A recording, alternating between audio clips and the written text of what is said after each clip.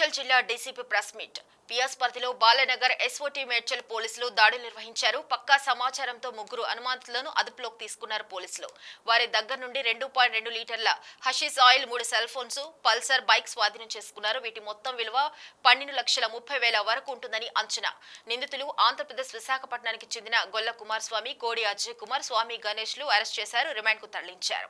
పరిధిలో డ్రగ్స్ మీద చాలా సీరియస్గా ఎస్ఓటీ సిబ్బంది, అదేవిధంగా లా అండ్ ఆర్డర్ సిబ్బంది చాలా సీరియస్గా వర్కౌట్ చేయడం జరుగుతుంది. దీనిలో భాగంగా మేడ్చల్ పోలీస్ స్టేషన్ పరిధిలో మన ఎస్ఓటీ బాలానగర్ సిబ్బంది, అదేవిధంగా లా అండ్ ఆర్డర్ సిబ్బంది ఒక ముగ్గురిని అదుపులోకి తీసుకోవడం జరిగింది. వాళ్ళ దగ్గర నుంచి 2.2 లీటర్స్ యాష్ ఆయిల్, 3 మొబైల్స్, ఒక బైక్ సీజ్ చేయడం జరిగింది. దీంట్లో మనం కుమారస్వామి, అజయ్ కుమార్, గణేష్ అనేటటువంటి ముగ్గురిని అదుపులోకి తీసుకోవడం జరిగింది. వీరు ముగ్గురు కూడా ఏపీలోని రోలుగుంట ప్రాంతానికి చెందినవారు.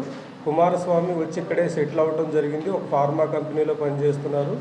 అతనికి వస్తున్నటువంటి ఎర్నింగ్ అనేది లైవ్లీహుడ్కి సరిపోవటం లేదు కాబట్టి ఆ ఊర్లో ఉన్నటువంటి ఒక డ్రగ్ పెడ్లర్ ద్వారా అతను అబ్స్కాండింగ్లో ఉన్నాడు. నాగు అనేటటువంటి అతని ద్వారా వీళ్ళిద్దరిని సంప్రదించడం జరిగింది.